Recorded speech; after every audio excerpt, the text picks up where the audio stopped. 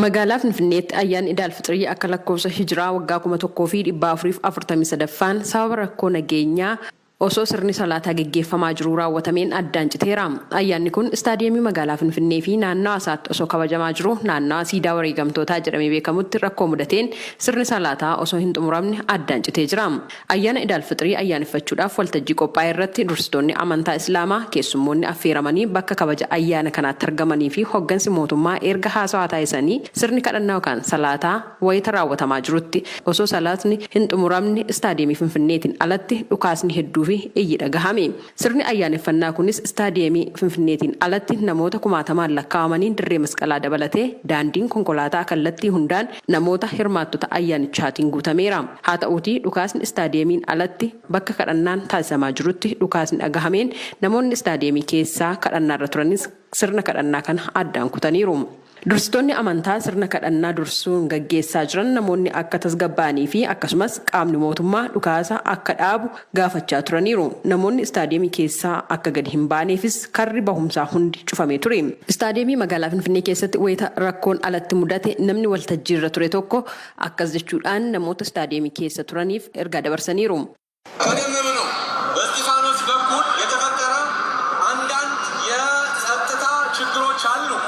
Dursa karaa Istifaanos rakkoon nageenyaa uumameera.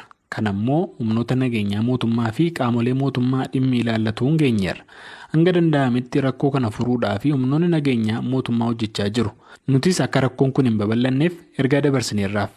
Sirna kabaja ayyaana Iid al-Fixrii kan magaalaa Finfinneetti gaggeeffamaa jiru irratti rakkoo nageenyaa mudate ilaalchuudhaan pirezidaantiin mana maree dhimmoota islaamummaa magaalaa Finfinnee Sheek Sultaan Hajii Amaan yeroo ibsan ጥይት ባርኮብኝ ነው Rasaasni tasaa harkaa ba'eeraa jedheera.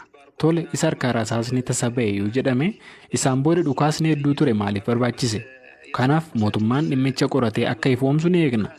Ta'iin har'aa mudatee hawaasa musliimaa qofaaf osoo hin taane akka mootummaatti maqaa biyyattiin qabdu biyya naga qabeettii kan keessummaa simattu garuu biyyoota adda addaa irraa keessummoota waamtee bakka keessummoonni jiranitti wanta akkasii mudachuun kan maqaa biyyattii balleessa ta'eera. Kanaaf nuti ammas qaamni dhimma kanaaf ka'umsa ta'e maal waan jedhu sirriitti qoratamuu qabaa jenna. Sheek Sultaan itti dabaluudhaan istaadiyeemii keessatti aarri imimaanessu kan alaa dhukaafame nama ukkaamsaa ture jechuun ibsaniiru.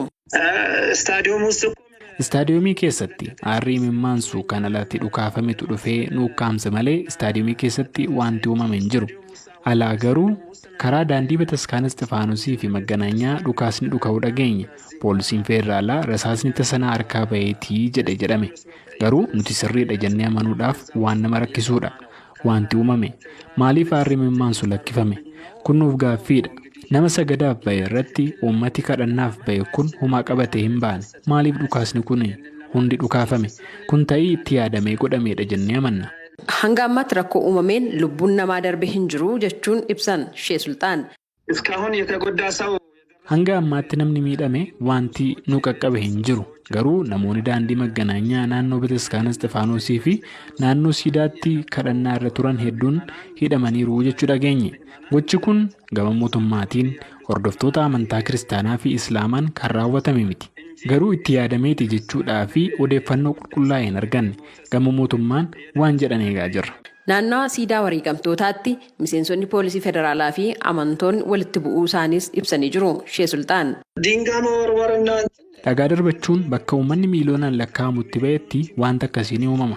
Naannoo siidaa wareegamtootaatti amantootaa fi miseensota poolisii federaalaa gidduutti tarii walitti bu'iinsi uumamuu danda'a.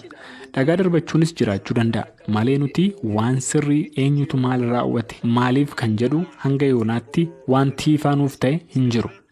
Ustaaz Abubakar Ahmed ka'umsa rakkoo kanaa odeeffadheera jechuun akkasiin ibsanii jiru.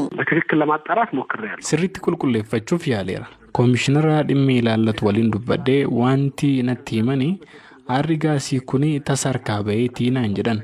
Dargaggoonni nuti achitti ramannes sirriitti waan achitti raawwate nutti himaniiru. Bakkichi bakka dubartoonni itti sagadan ture. Naannawaa siidaa wareegamtoota. Kun waan tasa harkaa ba'u miti. Hiikamee waan darbatamuudha aarri kun. Hiikamees kan lakkifamee gara namoonni jiranitti. Yeroo sanatti namoonni achi turan hedduu jeeqamaniiru. Namicha darbates dargaggoonni akka sagantaa kana qindeessanii fi ramanne qabatanii turan.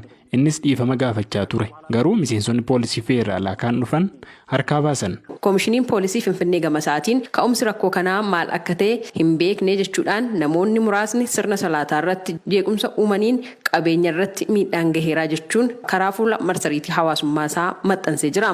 Tajaajilli kominikeeshinii mootummaa gama isaatiin qaamolee amantaa da'oo godhatanii rakkoo uuman irratti mootummaan tarkaanfii fudhachuu itti fufa jechuun ibsee jira. Haala istaadiyeemii magaalaa Finfinneetiin alatti wanta uumame eenyuun kan jedhuu fi rakkoo ga'ee addaan baafachuudhaaf carraan arganne garuu maatii hedduun daa'imman jalaa badanii boo'aa yeroo isaan karaarra deeman argeen jira. Gabaasa sagalee Ameerikaatiif Tsahaay Daamxoo Finfinneerra.